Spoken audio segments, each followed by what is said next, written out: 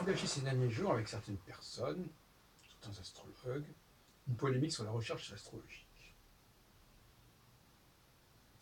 J'ai même employé, concernant certaines personnes, l'expression sous-doué de la recherche astrologique.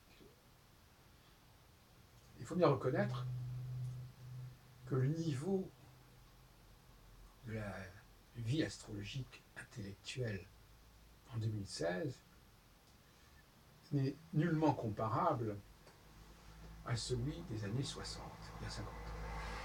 Il y a une très évidente baisse de régime,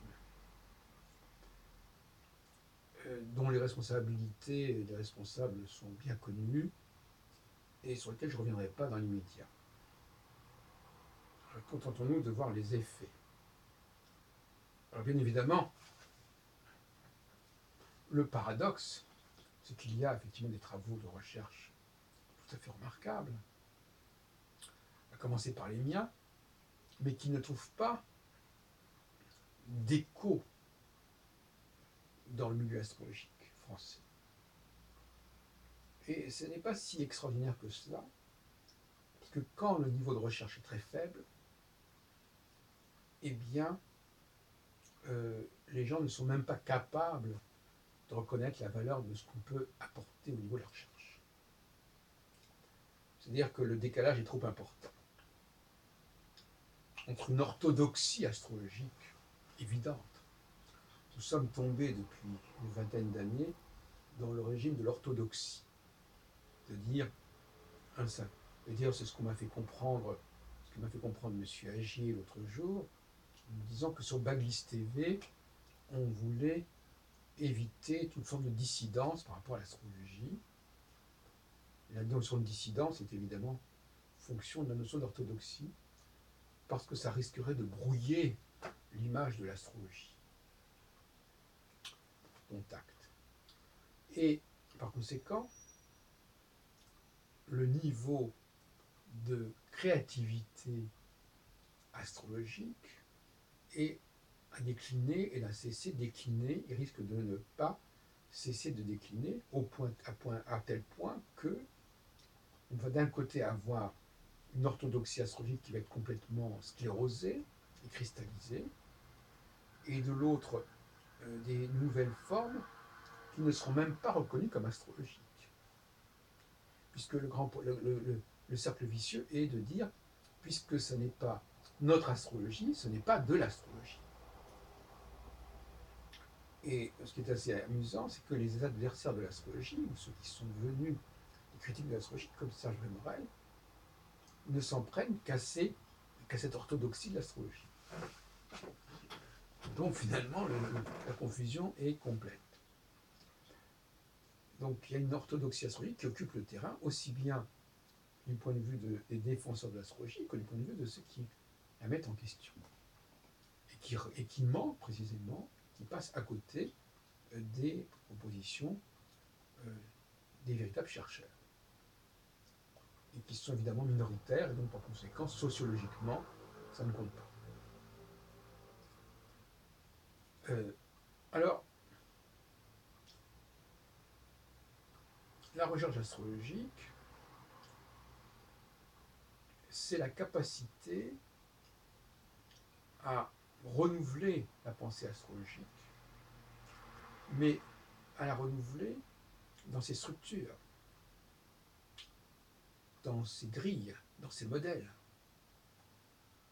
C'est ce qu'on fait dans les années 50-60, des gens comme André Barbeau, comme Jean-Pierre Nicolas, comme Michel Gauquelin, chacun avec des méthodes qui lui étaient propres, une démarche qui leur était propre, mais malgré tout, il y avait un renouvellement. Et je pense aussi à des gens comme Dorsan, par exemple, qui ont remis sur le tapis la question du sidéralisme, qui est une question intéressante de toute façon, parce que ça oblige à des débats, à des discussions, à des statistiques, etc. Donc, les années 60-70, que j'ai bien connues, dont j'ai été un des acteurs principaux en tant qu'organisateur, en tout cas, mais aussi en tant qu'auteur, puisque j'ai publié en 1976 Clé pour l'astrologie, qui est un ouvrage tout à fait innovant, et qui remettait en question déjà un peu comme la géométrie non-euclidienne, qui remettait en question une astrologie fondée sur le thème natal, sur le moment de la naissance. Alors, donc c'est pas d'hier, ça date d'il y a 40 ans. Alors finalement, voilà, on en est là. On en est à une astrologie de papa, qui régresse d'ailleurs, qui est très régressive par rapport aux années 60. Où le symbolisme zodiacal, la mythologie sont la référence. Je pense notamment à Luc Biget, qui a la grande cote actuellement et qui ne jure plus que par le symbolisme. Un symbolisme dont aussi bien Nicolas que Barbeau que Gauquelin ne voulaient plus entendre parler, dans leurs travaux en tout cas en astrologie mondiale et en astrologie statistique, en astrologie théorique, qui s'en méfiaient comme de la peste. Et aujourd'hui, on nous parle de l'entrée de telle planète, dans tel signe, et de tout ce que ça peut valoir sur le plan symbolique. À ce sujet, je préciserai quand même que je prends par exemple l'exemple de Proserpine et de Pluton, ou si on préfère de Déméter et de Hadès, dont les astrologues se sont passés merveilleusement bien jusqu'au milieu du XXe siècle. Ce qui montre bien que leur intérêt pour la mythologie était très faible, très relatif, puisqu'ils n'ont daigné s'intéresser à une problématique absolument fondamentale sur le plan structurel que lorsque les astrologues ont bien voulu en parler. Ou en tout cas, si on veut faire la part, on a commencé à parler de Pluton chez Faux-Malo dans les années 1890, etc., 1897, manuel d'astrologie sphérique judiciaire. Et par conséquent, cette mythologie, ce complément mythologique qui est venu compléter les quelques divinités qui existaient dans le septénaire, on a bien vu que ça ne préoccupait pas spécialement les astrologues. Les astrologues, je parle de l'astrologue du Moyen-Âge et de la Renaissance. Il ne faudrait quand même pas être anachronique. Non, la mythologie n'a refait surface que beaucoup plus tardivement. Et toute la théorie des triplicités et quadruplicités, comme la théorie des domiciles, quelque part, est une astrologie totalement déconnectée par rapport au symbolisme zodiacal, par exemple. C'est une évidence. Donc, nous avons là actuellement une sorte d'astrologie pléthorique, obèse, foisonnante, mais complètement informe, complètement. C'est intéressant de voir que certaines personnes sont dans un état comme ça, assez lamentable sur le plan physique, c'est peut-être pas sans rapport, c'est presque une sorte d'expression symbolique de l'état d'astrologie actuelle, surtout de pourrissement de l'astrologie. Alors, donc,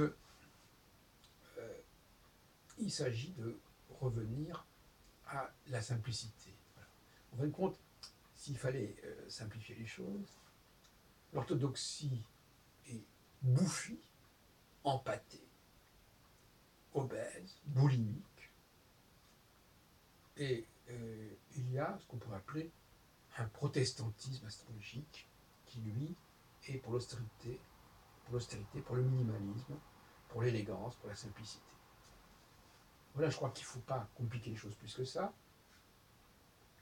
La question est de savoir, le milieu astrologique se divise maintenant en deux camps. Le camp de la simplicité, de la clarté, du minimalisme, du visuel, de ce qui est simple, et le camp de la pléthore, qui s'occupe de tout, qui veut utiliser tout ce qui traîne dans la tradition astrologique, dans le cosmos, etc. Tout ça, c'est pléthorique. Donc l'astrologie de pléthore et l'astrologie de l'ascèse, l'astrologie de l'austérité, l'astrologie de la simplicité. Voilà, en réalité, le vrai clivage actuellement. Alors, bon, moi j'appelle des sous-doués de la recherche astrologique ceux qui ne sont capables qui ne se sentent à l'aise que dans cette espèce d'astrologie, comme je disais, n'est-ce pas, boulimique, pléthorique, incompréhensible en fin de compte quelque part, incohérente, et qui, alors que des gens comme André Barbeau, par exemple, dans son astrologie mondiale des années 60, avec notamment le fameux ouvrage fondateur de 1967, Les Astres et l'Histoire, qui font pendant quelque part au Gauquelin de l'influence des astres de 1955, 12 ans plus tôt, sont des travaux qui visent à une simplification du langage astrologique. Je ne suis pas en train de valider ce qu'a dit Barbeau, mais malgré tout, il y a une approche que je dirais presque cartésienne, c'est-à-dire une idée que il faut limiter le nombre de cas de figure. C'est aussi ce que nous a appris l'astrologie allemande, l'astrologie d'Ebertin, de Reinhold Ebertin, que j'ai bien connu, lors du congrès notamment de 71, celui des mi-points, celui du système de 80 degrés, où les planètes qui se trouvaient dans des signes cardinaux se retrouvaient conjointes, par exemple. Tout ça est une école européenne de la simplification. Et apparemment, aux États-Unis, on est plutôt pour l'astrologie bouffie, l'astrologie comme ça.